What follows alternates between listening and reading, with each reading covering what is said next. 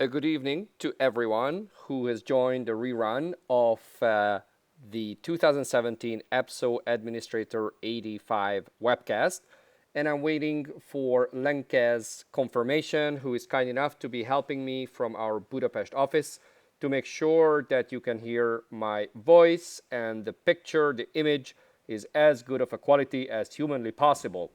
There's a tiny bit of lag, a tiny bit of delay between what I see on my screen and until it gets on your screen. Hopefully it's fully synced and it's sharp and it's crisp, but I'm waiting for her to confirm if the sound and the image is perfect, and then immediately we can get started to share the best ideas, best practices, application details with you for the 2017 EPSO Administrator 85 exam. So I'll wait a couple of seconds and waiting for her confirmation. As soon as I have it, I will proceed and share with you all my ideas and the information that I have in my possession about this exciting opportunity to become a permanent EU civil servant by passing the 2017 85 competition.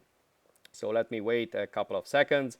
As soon as I have that, we'll get rocking, we'll get started, and we'll spend the next 40 or 50 minutes and discussing this fascinating opportunity. So she tells me that on Facebook Live there is sound, so that's fantastic. That's already half a success. Let me see if everywhere there is sound, and there is. Great, excellent. So I got the confirmation. Let's go. So today I'll be talking about the 2017 EPSO Administrator, the 85 exams, and discuss all the ideas, best practices, and things you need to know to make the most out of this fantastic opportunity to become an EU civil servant. And if my screen wants to comply, I'll get back here. And there we go. So my name is András Baneth, and I represent EU Training. I'm one of the company's co-founders. And in case you miss anything from today's webcast, you will get the full recording and the Prezi slides, everything that you see on the screen in high resolution, in perfect quality, and making sure that you don't miss a thing. Along with that, you will get within a week the full transcript of everything that I share with you today. So make sure that everything is going to be in your possession to have the most accurate and complete information to prepare for this competition. You might know about our community, and hopefully you're already a member of our fantastic community all over the world, including in many parts of Europe and beyond. We have 80,000 registered users who were kind enough to trust our services over the almost 10 years that we've been in operation. Almost 50,000 fans on Facebook. Make sure you join us. There is a fascinating club and a fascinating group of candidates who are preparing for the 2017 exam. So there are dedicated Facebook groups that we are also very active in. So make sure to join that. And then use and peruse our database of 25,000 questions.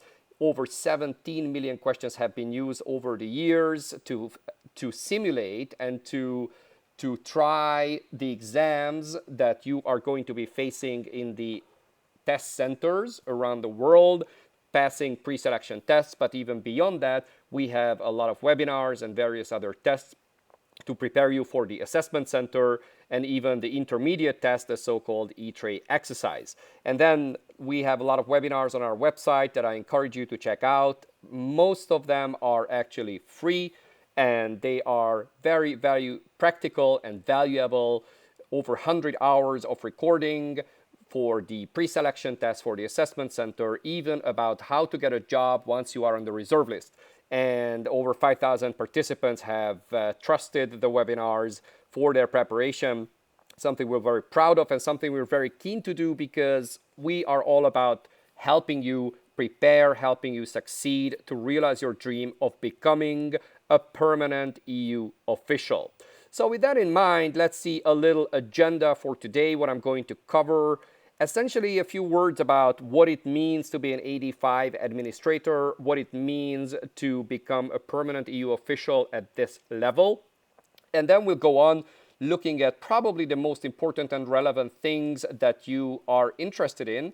And those are the changes that EPSO has decided to enact in 2017 vis-a-vis previous competitions where the certain rules were not exactly the same as we know them today. And then we'll look at a couple of important dates to make sure that you don't miss anything and all the deadlines and dates are fully respected. You're not disqualified on any ground. You are fully prepared and are in the best position to succeed. We'll look at the various positions that are available and especially the rules, the details about eligibility. That's quite a tongue twister. So eligibility, followed by a few words on the pre-selection tests, the intermediate test, which is the E-tray exercise, the assessment center, and a couple of tips and ideas on how to best prepare for this opportunity. And last but not least, for everyone who is kind enough to stay until the end, will be offered a special exclusive offer to make sure that you can take full advantage of some of our premium services. Will give you a very unique discount just for a very limited period of time. With that in mind, let's talk about what it means to be an AD5 official, especially where you would possibly end up working.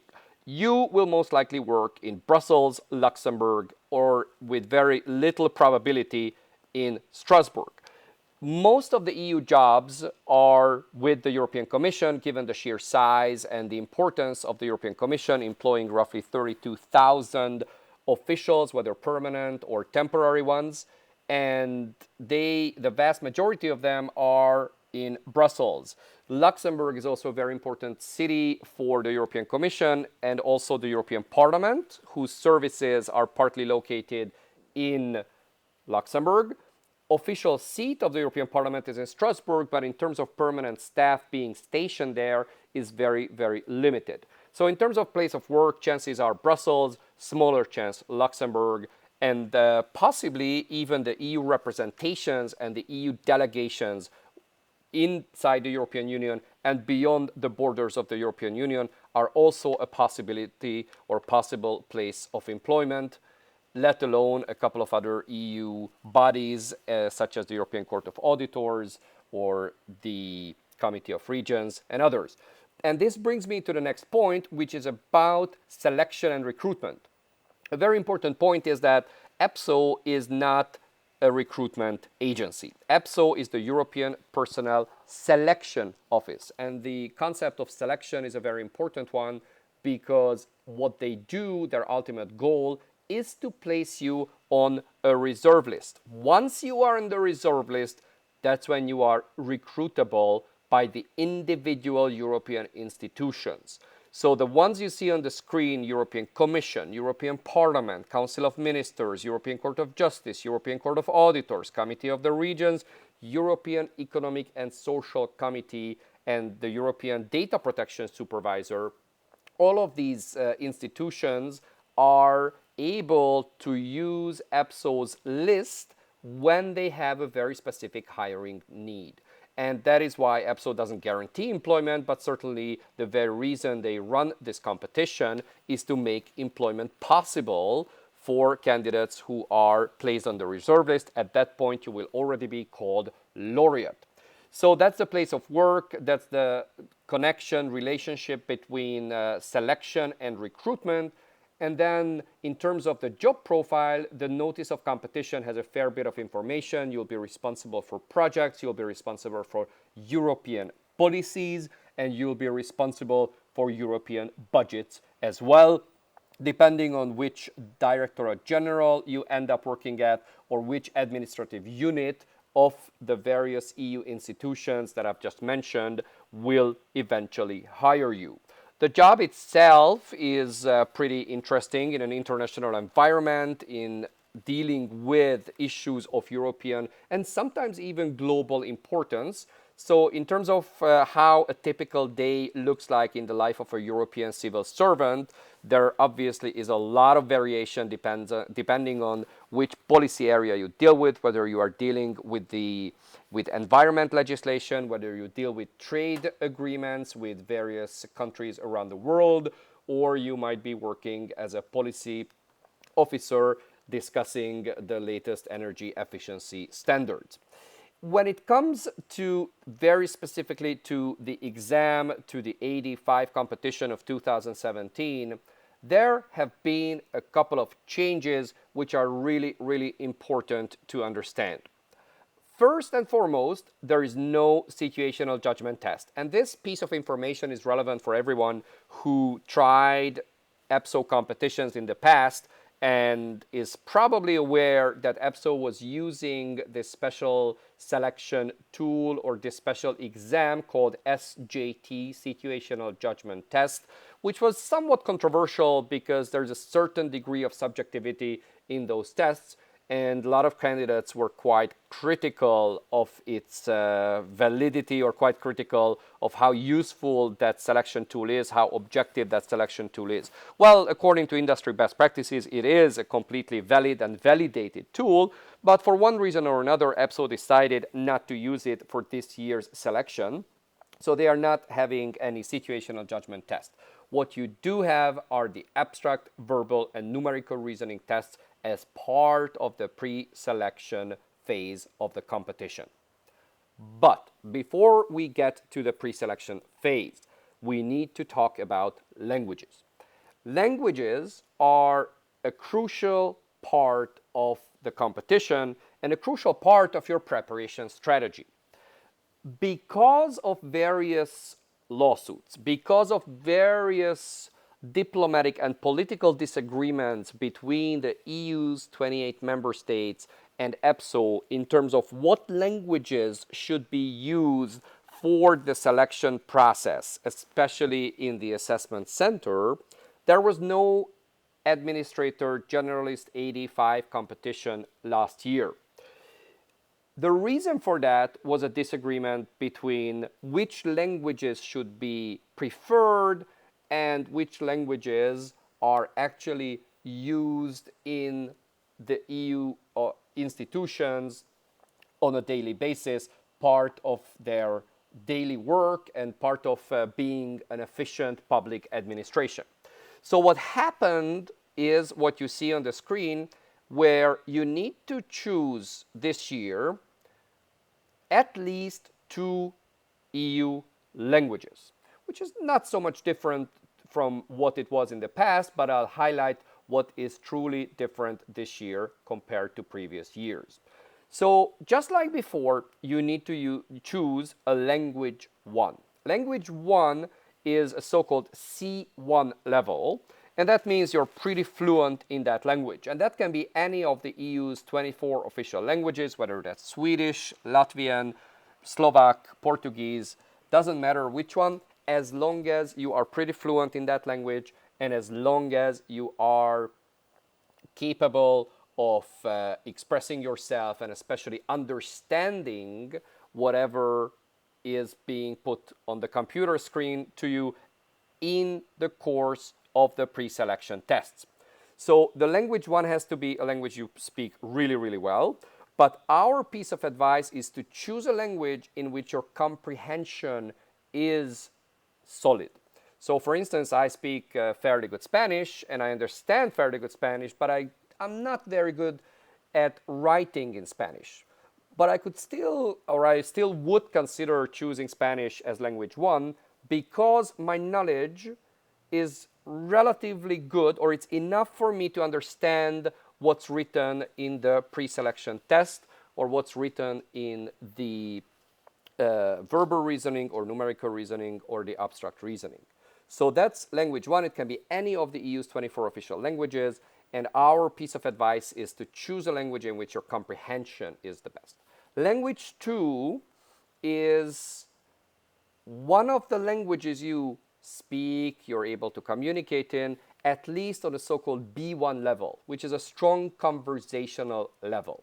Now, EPSO this year in 2017 requires you to choose at least one language there in which you are on a B2 level. But they also urge you to choose perhaps a third language in case you know one. Very important. This is not an obligation. This is a possibility. But the more languages you declare as language 2, the better chance you have of being in the competition. And I'll tell you why. Because language 2 will be required in basically all other parts of the exam after the pre-selection part. So the E3A exercise, the intermediate test, and the assessment center will run in language 2. But what this language will be depends on what language most candidates have declared, with the caveat that also the EU institutions' needs are also considered. So let's repeat that. The top 5 languages that candidates have declared as language 2 will be chosen as language 2, also considering the needs of EU institutions. So for instance, if it's Maltese or Slovak, which is the most among the top 5 most declared languages, it's not still sure that it's going to be considered as a language 2 because they factor in the needs of the institutions. And the needs of the institutions, it essentially means it's a legal way of putting this, that they don't specifically mention English, French, German, Spanish, and Italian, which are the most common, the most popular languages as as a second language for EU officials. But it's a broad, or let's say an open way of assessing what are the most popular declared languages of the candidates. So in the very first phase, which is happening right now, it's open until the 3rd of May. So you have a month at the time of recording this live webcast. You have a month to declare which languages you speak, whether as on a C1 fluent level or a B2, I think that's the level that I just mentioned. What are those languages that you speak on that level? So for instance, going back to my case, my native language is Hungarian. My mother tongue is Hungarian. So I would declare probably as language 1 Hungarian. And I would declare as language 2 other languages that I speak on a good conversation level. So in my personal case, that would be English, Spanish, and French. So in that case, I'm on a pretty safe side that I declared as language 2 English and French and even Spanish. These are very likely to be among the top 5 languages. If I spoke Hungarian and my second language was, say, Romanian, or my second language was Swedish, that would be a tricky situation because most likely Romanian or Swedish would not be among the top 5 languages that candidates declare in the course of the current registration period. And in that case, if your second language is not among those top 5, which again is essentially English, French, German, Italian, Spanish, most probably, in that case, if your language is not among those, you might be disqualified from the competition. So it's not necessarily about the second language per se, as such, but it's the language 2 in connection to language 1. So if you speak any of the EU's 24 official languages and one of those top languages, you are on a pretty safe side to declare those, and then you'll be fine for the competition. So let's go on to the next slides to talk a little bit about how this plays out in terms of process. So you select those 2 languages, and as I mentioned before, you can also declare a third or a fourth if you happen to speak those, but the formal requirement is that you select 2. EPSO reviews, crunches the numbers, checks the data, looks at the figures, and picks the top 5, again, also considering the needs of the institutions, and says, okay, these are the 5 that you can pick from. So then you choose one of the 5 of these language 2, and off you go. So the first part, this language declaration, is what is happening right now. And then once the list of the 5 options, the list of the 5 language 2 options is clear, which is essentially a couple of days after the 3rd of May, most probably, that's when the real application, the full application begins. That's when you are required to fill in more information, provide a couple of personal data, etc., etc. So that's when the full application happens. And we expect that to happen anytime between the 3rd of May and perhaps the second half or towards the end of May. Once that is done, that's when the actual pre-selection tests are expected. So the first part, apply before the 3rd of May. The full application is going to be open in May. And our expectation, but then again, this is the caveat, make sure you always check the updates from EPSO, but our expectation is that the pre-selection tests are opening towards the end of May and throughout June. Throughout June, essentially, that's when you are most likely to be sitting the pre-selection tests. And as always, you will be able to pick a date that suits best your calendar, your agenda. And for the pre-selection tests, a very important logistical piece of information is that you can sit those tests anywhere in the world, as long as there is an EPSO accredited test center where you can go and sit the exams. And they have these accredited test centers literally around the world. So whether you're in Australia, whether you are in China, whether you are in the US or other parts of Europe, you should be able to find a test center relatively close to you. This is for the pre-selection. For the intermediate tests, so the E-tray exercise, the test taking centers are only located around the EU. So it's not outside Europe, but only in the EU. So with this in mind, as long as you declared those languages, you have the citizenship of one of the EU's 28 states, then you are set to sit these competitions. How many available positions are there? Well-known piece of information because EPSO was very transparent about it, and it's written in the notice of competition, 124 places on the reserve list. And before we get to evaluating chances and numbers and things like that, we will look at a couple of other factors, a couple of other things, why this is a great opportunity. Well, this is a great opportunity because salaries are very attractive. An AD5 starting salary is roughly around 4,000 euros net, could be higher depending on circumstances, whether you have children, whether you are married, whether your spouse is working, whether you were recruited from outside Belgium, so subject to certain conditions. But that's roughly the ballpark figure for the salary. But beyond that, there are great benefits for married couples because the EU institutions or the staff regulations provides a health insurance. Children can go to European schools. But perhaps most importantly, it's a good work environment. It's a stimulating and challenging career, dealing with issues of international importance, and then being surrounded by colleagues from literally all over Europe, and in some cases even from all over the world.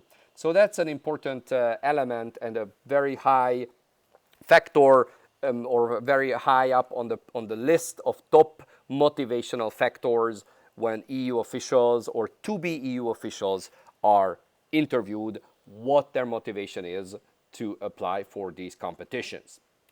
So with that in mind, let's look at the actual flowchart of what steps there are in this 2017 EPSO Generalist competition on AD5 level.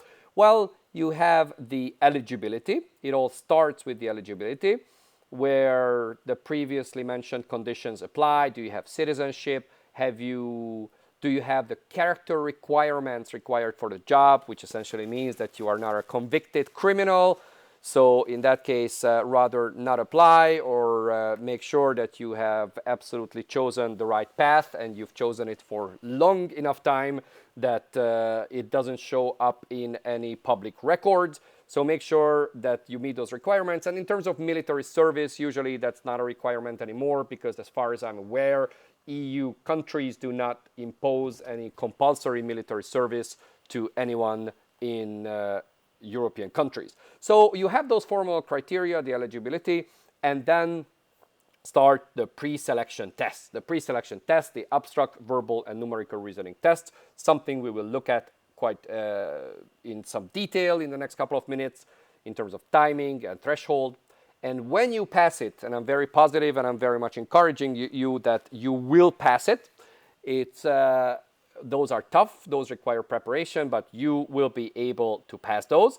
And when you get there, you go to the intermediate test. Intermediate test is an E-tray exercise. something I'll mention in a few moments, what it actually means, how many questions you can expect. And then when you pass the intermediate test, the E3 exercise, you go to the assessment center. Assessment center, it takes place in Brussels, and it has a case study, it has an oral presentation, it has a group exercise, and it has a competency-based interview, a CBI. The case study usually happens a little sooner, not in Brussels, but it happens on a computer in a test center. But formally speaking, it's part of the assessment center package.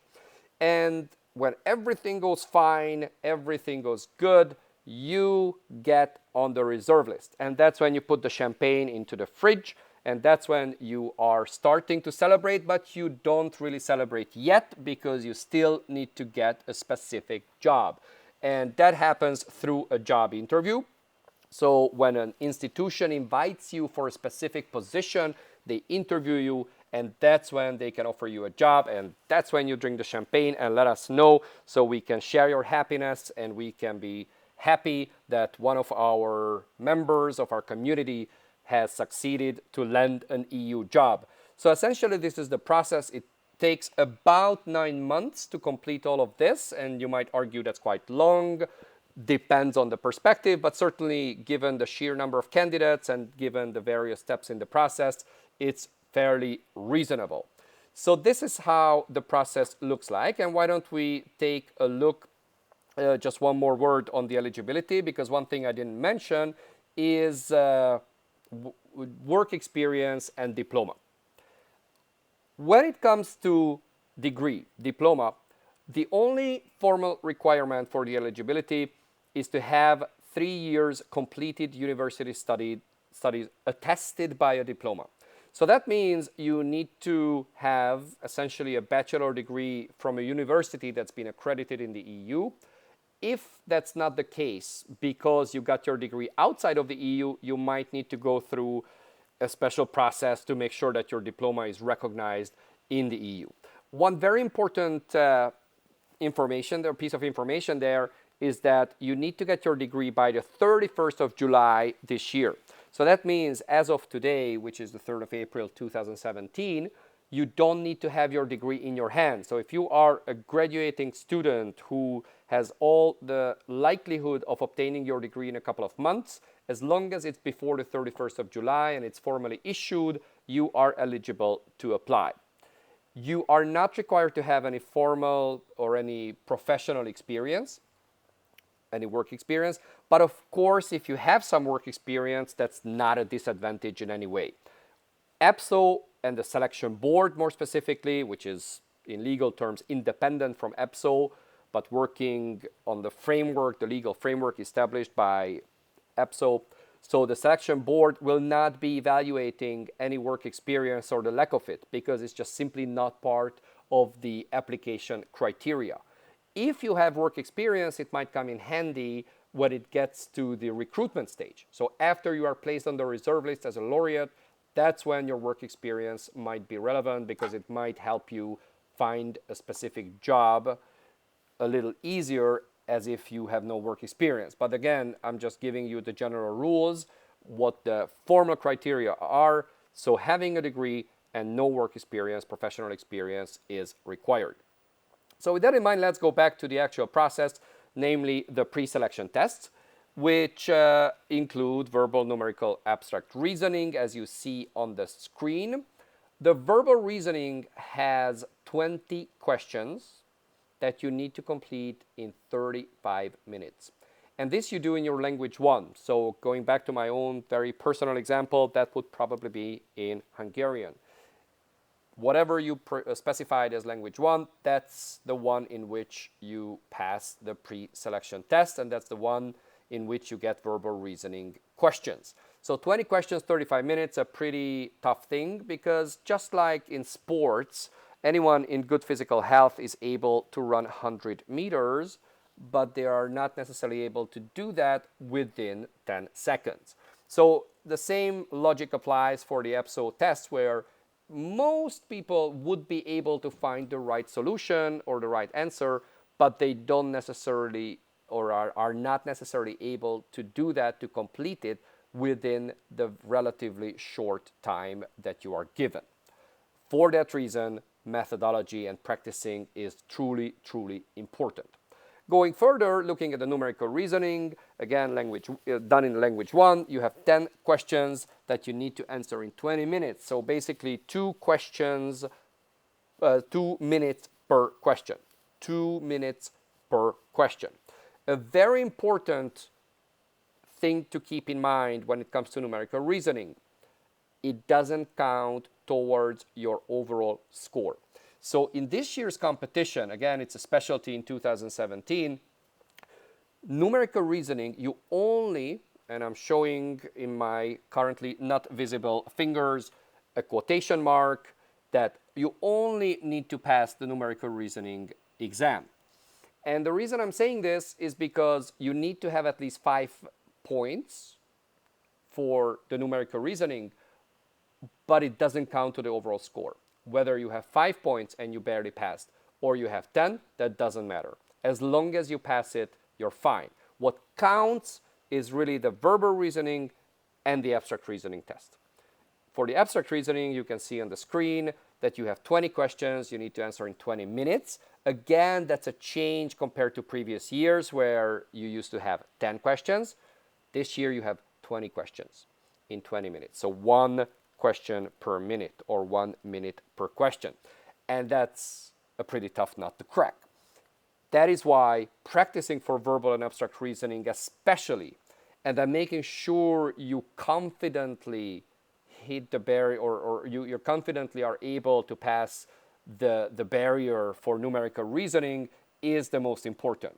So focus on numerical reasoning to the extent that you are able to confidently pass it, but focus all your preparation energy on the verbal and abstract reasoning so you can maximize your score, because the aggregate score of the verbal and abstract is what is going to matter for your ranking, whether you make it to the next phase, to the intermediate test, the E-tray exercise. So just to sum it up, the verbal reasoning has 0 to 20 points, and there is also a pass mark, an objective pass mark. You need to have at least 10 points. If you don't have that, unfortunately, they say goodbye. And then numerical reasoning, as I said before, you can have 10 points. There's the pass mark of 5. You only need to pass. And then you have the abstract reasoning where you can have 20 points. There's the objective pass mark of 10 out of 20, but that's the objective one. So if you don't do that, then you don't make it to the next step. But it's a competition for a reason. It's called concours for a reason in French, because the ranking happens on the basis of how much is your aggregate score for the verbal and abstract reasoning. So you not only need to pass, but you need to pass with stellar performance. And then looking at the intermediate test, the E-tray exercise, EPSO says they will invite approximately 15 times the number of places on the reserve list. So you do a bit of numerical reasoning. You get to 124 times 15, which is roughly 1,800. And then just to be perfectly accurate, they also say 15 to 20 times. So it can go up to 2,400, again, depending on the ranking and the scoring and the number of candidates. So anything between 1,800 and 2,200 candidates will pass the pre-selection part. And that's what should give you hope, and that's what you should focus on, not the final number on the reserve list. You look at always just the upcoming phase, and then you have time to worry about the yet another phase that you are facing. So your chances are pretty good at this stage because you are focusing to be among those roughly 2,000 candidates who make it to the E-tray exercise. E-tray exercise includes 15 to 20 questions, and then our estimate, this is not written in the notice of competition, this is our estimate that you probably need 15 minutes to complete that. Which competencies are being tested? The concept of competencies, it's relatively new, well, depends on the perspective, but it's been brought in a couple of years ago when the assessment center was created, and everyone who gets to the intermediate phase and the assessment center will be tested on their competencies, on their personality traits, on their skills. And the ones that the E-tray exercise actually tests are the ones you see on the screen: analyzing and problem solving, delivering quality and results, prioritizing and organizing, working with others. Each of these competencies is worth 10 points. So you add it all up and you can get 40 points in the E-Tray exercise. We're very proud to offer a lot of E-Tray exercise simulations. We have significantly improved their quality, their relevance, their professionalism compared to previous years. So when you get to that stage, we'll be very happy to provide preparation tools for you. And with the E-Tray, you are again measured compared to the other candidates. So out of the 40, you probably will need to have a relatively high score, might be 35, might be 36, to be able to pass to the assessment center. And once you do that, which I'm confident you will, you get to the AC, the assessment center, which EPSO says will have roughly 2.5 times the number of places mentioned in the notice of competition, the number of places available on the reserve list. So that practically means anything between 250 to 300 candidates will be evaluated, tested in the assessment center. And in the assessment center, there is no test that will measure your EU knowledge. Your EU knowledge will be helpful. Your EU knowledge will be, let's say, indirectly serving you, but it's not tested in any direct manner. And EPSO will test the competencies, your personality traits, your skills through various exercises, which include case study, oral presentation, group exercise, and a so-called CBI, the competency-based interview.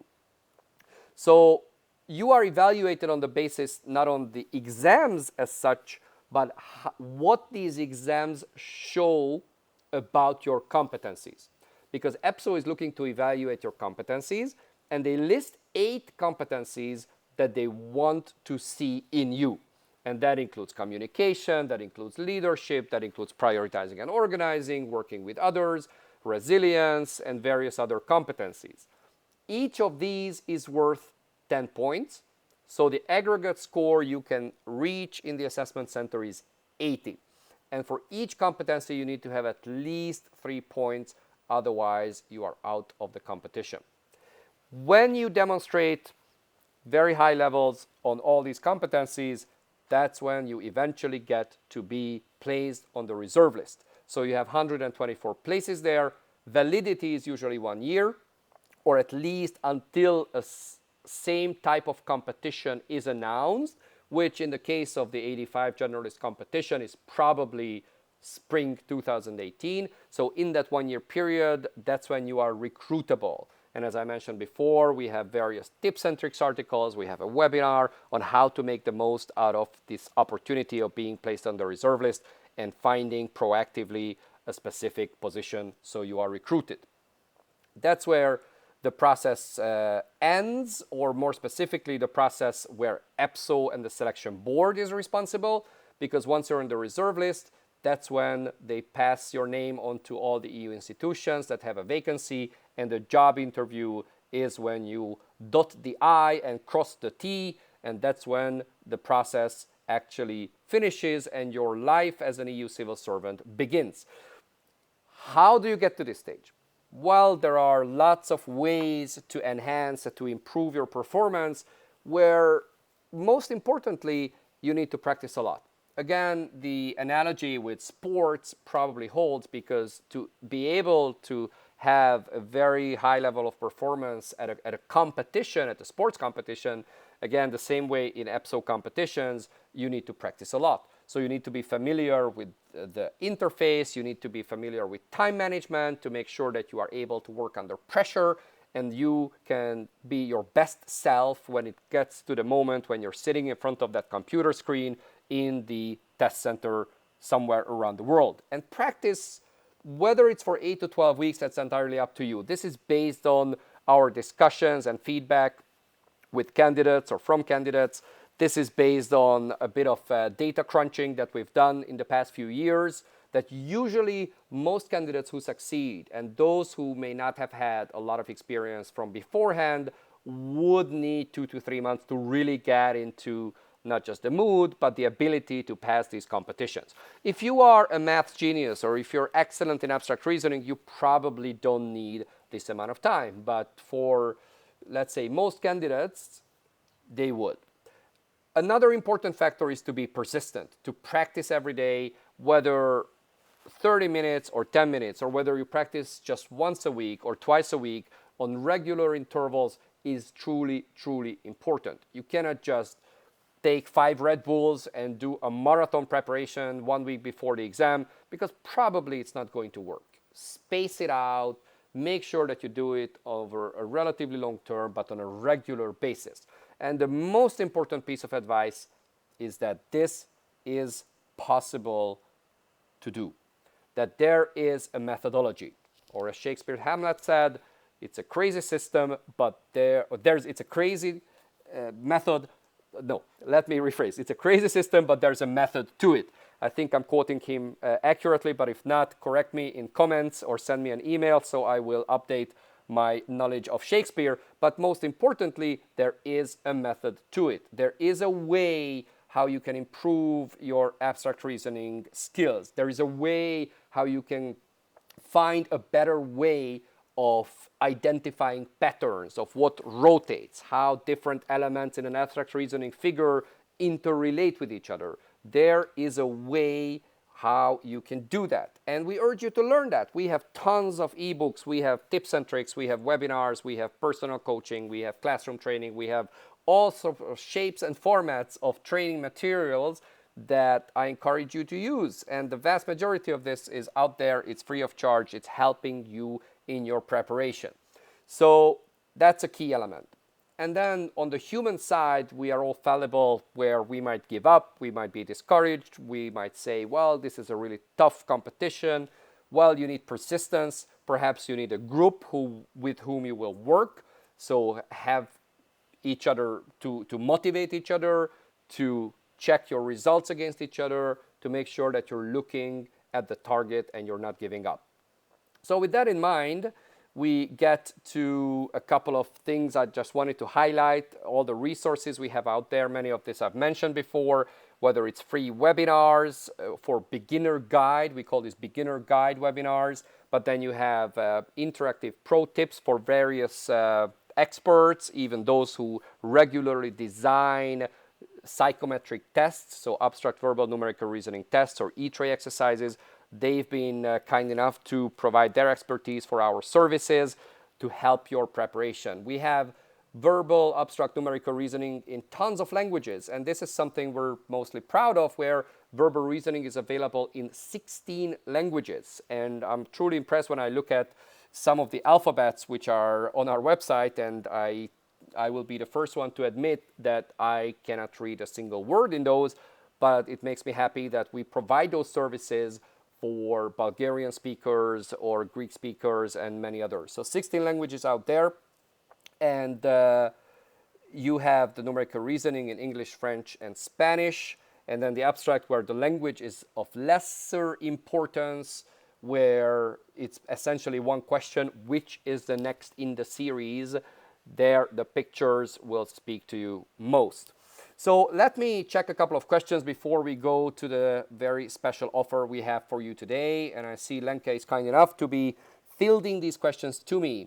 So what do you think about the claim that the test number 1 has been mistranslated in the past? So basically, the verbal reasoning not being fully accurate in terms of linguistic accuracy. And shouldn't you choose English for that reason? And to EPSO's credit, they do quite a bit of quality testing and quality checking and quality improvement. So in recent years, I'd say in the past 2.5 years, I don't recall any heavy criticism as regards the quality of the verbal reasoning tests. So I don't think that should be a reason for you to choose a different language for fear that the verbal reasoning tests may not be of sufficient quality. So that's one point. The second one, I don't understand why the CBT, so the computer-based tests, are translated from other languages. They should be written in one of the 24 languages of the EU directly. Well, I understand your point, and it's subject to discussion, but perhaps we could take that offline and exchange an email about that. What about English as a language and all the Brexit affair? Well, Brexit affair, nicely put. What that means, that's anyone's guess. In terms of the legal side of things, so British citizens' application in this competition, you're fully entitled to apply. The UK is a fully fledged member state of the EU, at least for 2 more years, or maybe 1 year, 11 months, and 28 days or so. That's for sure. What happens in terms of career prospects afterwards or recruitment prospects is unfortunately not something I can address right now, simply because nobody really knows. But in terms of eligibility and application opportunity, it's certainly there, and there's a level playing field. There is no change whatsoever at this point in time. And in terms of English as a language, I don't think that's going to be affected in any way, because it's just simply the most spoken language among the institution staff. That's an official working language in the EU. It's the official language of Ireland, which is a member state, and I believe also in Malta. So I don't think the position of English as a language would be called into question in any way. What score is likely to be needed to make it to the second step based on past competitions? I don't know this off the top of my head, but I recall something like 85, 87, 88% of the overall score.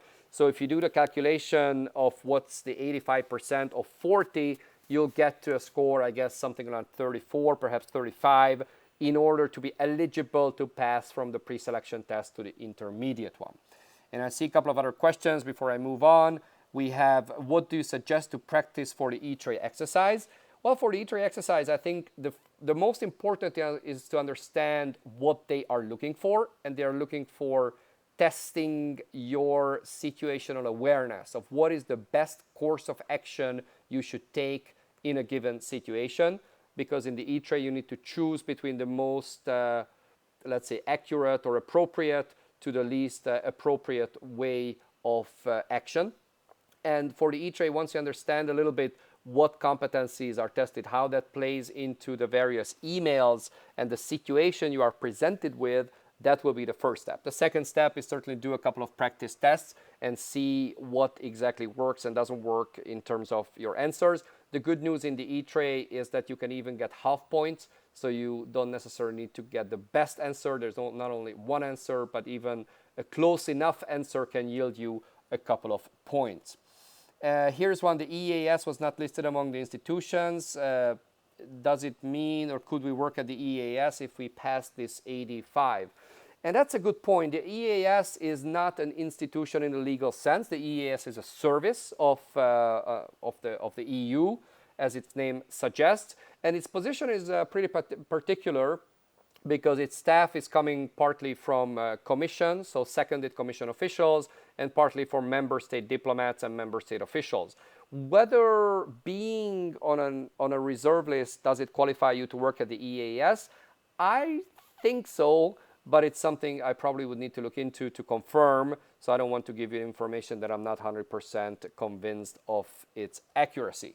And then perhaps one more question before I move on to the final part, whether it's possible for an AST to become an AD without going to the open process. That is, are there internal processes for that? And that's a good question. Essentially, there are two ways for an AST, someone who's an assistant AST position, to become an AD, an administrator. One is to pass an internal competition, which institutions tend to organize every 4 or 5 years. And sometimes there are better chances to pass those, and then you might be able to pass from AST to AD. Number two is there's a formal process, I think it's called certification process, in which you need to be enrolled internally at the EU institutions. You need to be pass a couple of internal exams, and there are certain courses that you need to attend, and eventually you will qualify to be promoted from AST to AD level. So with that in mind, I'd be very happy, or I am very happy, to share with you this very special discount code, which is an impressive 19% off all of our products that you can find on our website, tests, webinars, and everything in between. So 19%, use the code MyEPSOAD2017. Make sure that the letters are properly entered, so the Y and the AD are small caps, and there is no space in between them. And it gives you 19% off just for you, well, you might be able to share it if you are very kind with your friends and your colleagues, but it's only valid for 48 hours, so until the 5th of April, 7 p.m. So use it, peruse it, and perhaps share it with your best friends and some colleagues that you know are preparing for the EPSO competitions, and it gives you 19% off. So to spend perhaps one more minute on a question or two is, can I choose as first language English and second one Spanish, which is my mother tongue, or the first language needs to be Spanish? I believe that's the end of the question. And the answer to that is pretty straightforward, because in the current period, it's not something I mentioned, but important to clarify. So in the current period, when you have the pre-registration period until the 3rd of May, you declare language 1, you declare language 2, but once language 2 is confirmed, you are free to choose which one you put where. So if you declare right now English as first and then Spanish, you will be able to switch it up after the true application part happens in May. So this is not a real dilemma. You are free to choose English and then Spanish, and then vice versa. Obviously depends on what level you speak those languages at, but chances are you can do a switch after the 3rd of May application deadline. What is the difference between E-tray and situational judgment test? It's a good question because they are relatively close to each other, but the E-tray exercise, it's all centered around a specific scenario where you can see a lot of emails on your screen and you need to analyze and process the information in those emails, and they're all centered around one major topic. Whereas in the situational judgment tests, all situations that were described are quite different from one another, and there is no background material, there is no background emails or other types of documents on your screen that you need to process and then need to analyze. But in terms of these tests measuring some competencies, the principle is pretty much the same. So language 1 level C1 and language 2 level B2. Yes, language 2 is level B2. It shouldn't be C1. So it's enough for language 2 to be a strong conversational level and you're able to write in that language. You don't need to be quasi-native level. This is written in a notice of competition, so if you'd like to double check, you can certainly find that information there, but it's definitely there.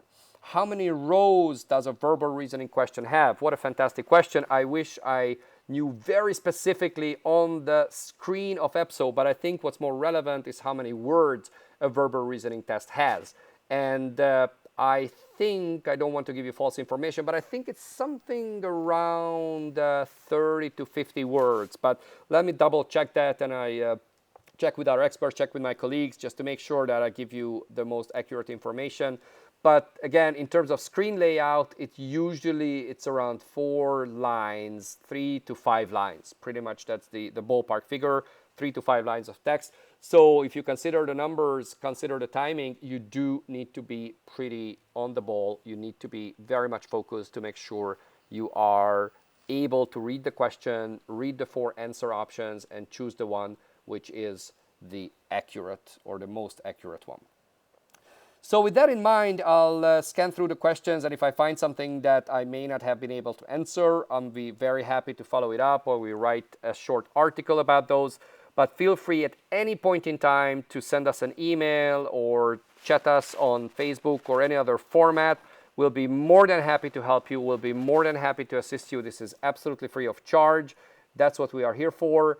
And ask us whether it's tomorrow or in a week, in a month, in a year. We are very happy to provide you our insights, provide you our ideas, and help your preparation in any possible way. So here are all our contact details and availability. And one very important thing, partly because I'm a lawyer, so I need to give you a disclaimer. The disclaimer is obviously that whatever I have said so far, it's not the official position of EPSO. This is to the best of our knowledge, and we try to be as accurate as humanly possible. But the true number one source of information is the notice of competition. So make sure that you read it, and whatever official communication comes out from EPSO, that obviously overrides everything that I may have said and may be in conflict with their position.